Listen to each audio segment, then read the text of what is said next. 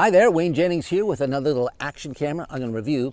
This one is made by a company called Apeman. This is their A100 model, and it features 4K video at 30 frames per second, 20 megapixel still images. It'll shoot time-lapse and slow motion, and it's got this nice waterproof housing if you want to take it snorkeling or scuba diving or out in the water. And it's got a very nice 2-inch touchscreen, really easy to use. And price-wise, it's not going to break the bank. I've seen it online anywhere from $100 to $130, so it's not a lot of money. But is it any good at that price point? Well, let's get out there, check it out, and find out.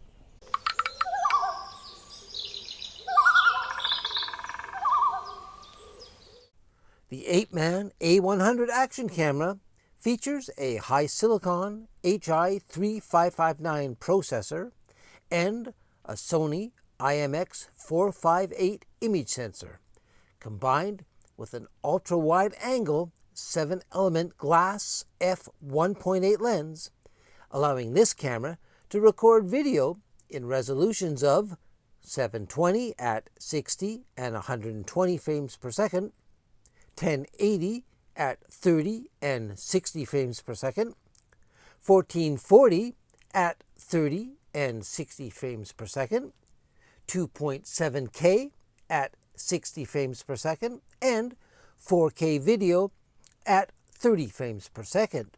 Now, this camera will also record 4K video up to 50 frames per second, which in North America is a non-standard frame rate.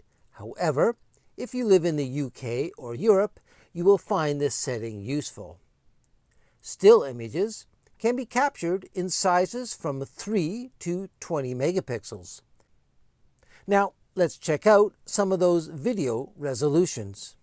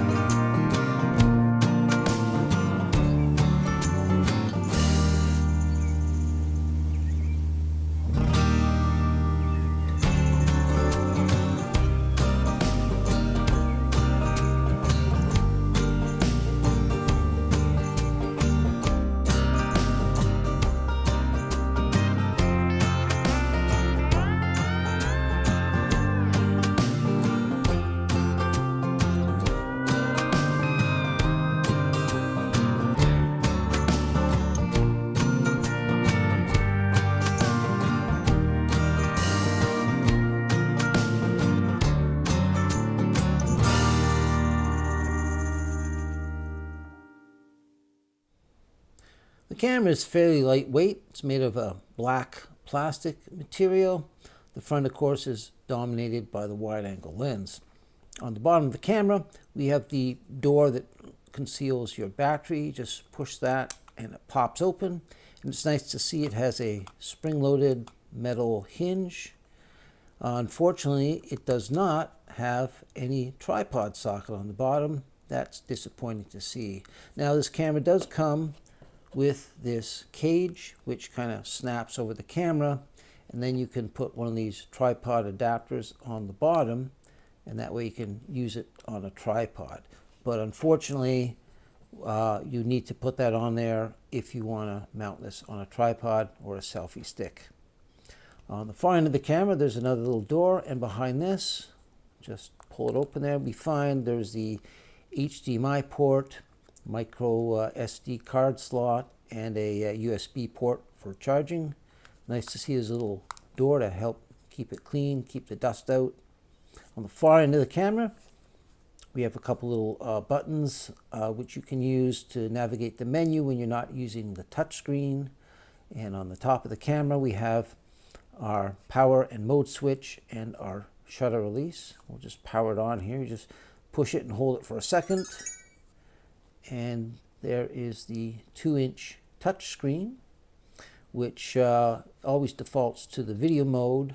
But if you just touch that video camera, you can change it to the photo mode by selecting normal photo. So now you're in the photo mode.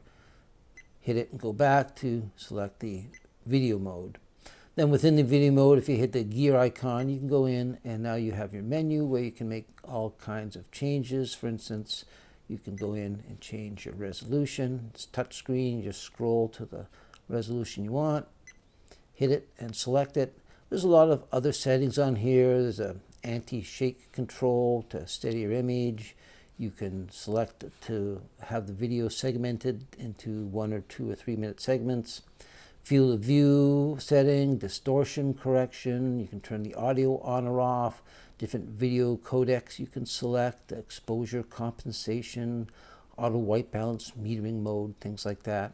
There's also a sub-menu. If you hit that, and then you can select things like whether you want the camera to turn off automatically, whether you want to put a date stamp on the screen, turn the Wi-Fi on, select the language, format your memory card, reverse the image if you're hanging the camera upside down, things like that. So it's a pretty extensive menu. I'll just show you when you hit the record button here, you get this flashing red LED on the top, which also shows up on the front of the camera, which is a nice feature, so that when you've got it pointed at you, you're doing a selfie or something, that way it's flashing and you know it's recording. The camera ships in this attractive looking box. Open it up, and inside you'll find a really good selection of useful accessories. Of course, you get the camera itself, and because there is no tripod socket on this camera, they've included this snap-on cage. This will then allow you to use the camera with all these included mounting brackets. There's even this cool-looking spring-loaded alligator clip. To keep the camera dry, there's this waterproof housing rated to a depth of 40 meters. Now, this housing comes with a spare back door, but you'll notice this one has these little slots. That's so that you can run a strap through it if you need to attach it to something. It also allows you to record better audio. Of course, this is not waterproof. You also get a spare latch for the housing and a set of moisture absorbers to help prevent condensation. It comes with this handy 2-button remote control, and there's a good selection of straps and ties to help secure your camera. There are 3 quick release plates included. 2 of them have these slots on the sides for attaching a strap, and one of them has a metal tripod socket in the middle. Now, this one has a slight curvature to it, making it easy to attach to a helmet, and they come with spare double-sided adhesive pads. You get 2 rechargeable lithium-ion batteries, rated at 1350 milliamp hours, and of course there's a USB cable for charging. There's a multi-language user manual, and it even comes with a small lens cleaning cloth. This camera has an electronic image stabilizer. They call it anti-shake. It's turned off right now. I'm just walking along this forest path so you can get an idea how the camera performs without the anti-shake. But what I'll do is I'll head back, I'll retrace my steps over the same terrain with the anti-shake turned on, and you can see if it makes a difference. Now I've turned the anti-shake on. I'm retracing my steps, walking over the exact same terrain. So as you can see, it definitely smooths things out a little bit. Just helps with these kind of handheld shots to make everything look a little more professional. You can adjust the exposure up or down by the equivalent of 2 f-stops in half-stop increments. White balance can be left on auto or set to daylight, cloudy, tungsten, or fluorescent. There are 2 metering choices, center or average, and you can select between 2 video codecs, H.264 or H.265. In photo mode, the ISO can be left on auto or set to 100, 200, 400, 800, or 1600 ISO. And there's a slow speed shutter option that can be set to 1, 2, 5, 10, 20, or 30 seconds. The Apeman A100 camera has a few slow motion settings, so we're going to check those out right now. Now splashing water is a good way to check out slow motion. I throw a rock or something into the creek here, but doesn't seem to be any rocks around here. But what I'm going to do, this big stick here. So I'm going to set this camera up, hit the slow motion setting, and we'll smack this stick down in the water, see what happens. This first scene was recorded at 720 at 60 frames per second.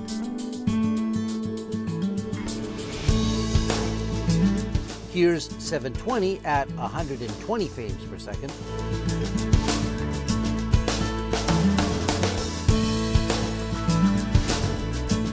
Here's 1080 at 60 frames per second. And this is 1440 at 60 frames per second.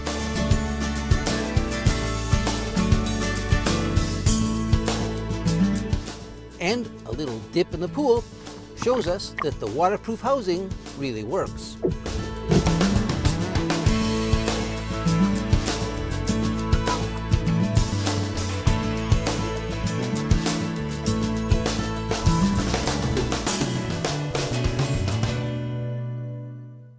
Here's a little audio test. Now right now I'm using this digital audio recorder with a plug-in microphone to record my voice so you can hear what good audio sounds like. But what I'm going to do is I'm going to stop this device, then you hear my voice as the camera picks it up. So let me just stop this. Okay, that is turned off. What you're hearing now is my voice as the camera is recording it. Now I'm not far away, arm's length, less than a meter, and it's a pretty calm day. So as you can hear, it picks up my voice pretty good. The quality is not the same, that's for sure. I find it's a little muddy. You may have to equalize it in editing, but level-wise, it does a pretty good job.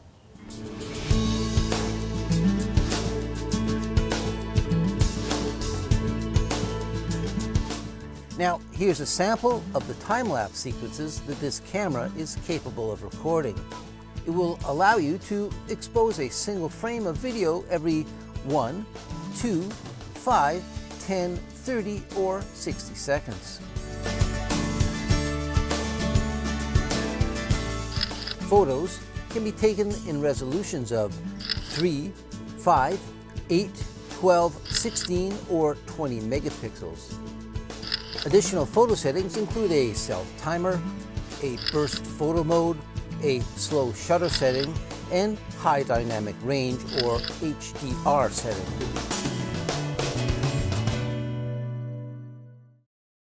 This camera has an extreme wide-angle lens, and the problem with that is they sometimes distort images. If you take a close look, on both sides of me are trees, and these are fairly straight, but the wide angle of these lenses tends to curve them and distort them. But this camera has a feature called distortion correction. So take a close look at these two trees, see how they bend and they curve at the top. Well, I'm going to turn the distortion correction on, and it should straighten things out. So let's turn it on and check it out. All right, so I've turned the distortion correction feature on, and as you can see by the trees on either side of me, things are a lot straighter now. So that helps you get rid of that distorted fisheye look. The Apeman A100 can be operated from a distance using the included remote control. Now this is really simple. There are just two buttons on here. The white button starts and stops video recording, and the red button will let you take a still photo. But for more control of your camera, you want to install the Wi-Fi app on your phone. It's called U2 Pro. We just open that up there and then hit Enter Camera, and just after a second or two it pops up. So you'll see the image on here is the same image that the camera sees. Now if I tilt my phone sideways, I get a much bigger image, so it's really easy to see what's out there. But it's pretty extensive. If you hit the red button down here, of course it'll record video. You can also record still pictures. But there's a pretty extensive menu. If you hit the gear icon up here, it opens up a menu so you can go in and say change the resolution, or you can go in and change the exposure, up or down here. You can go in and make all kinds of changes. There's a white balance. You can go in and change the white balance. Basically, anything you can do on the camera menu, you can do on the remote menu as well. So it's a really nice way to operate your camera safely from a distance. This camera allows you to select from 3 different field of view settings. Right now you're looking at the widest. There is a medium and a narrow. Now I find there's not a lot of difference. I'll just show you the 3 so you can see for yourself. Right now, this is the wide setting, and this is the medium setting. It's not much tighter, but it's a smidge tighter. And this is the narrow setting. Again, it's not really narrow, but it just tightens the frame a little bit. So just to recap, here are all 3 settings again.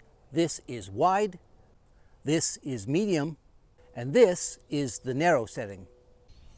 So in conclusion, my thoughts about the Apeman A100 Action Camera.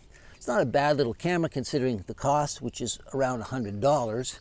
You know, I like the fact that it's got a LED on the front, so when I'm getting a shot of me, I can see that it's recording. I don't like the fact that there's no tripod socket on the bottom. I don't understand that. I think every camera should come with a tripod socket. As far as quality of the video, at 720 it was soft, but you would expect that with any of these little cameras.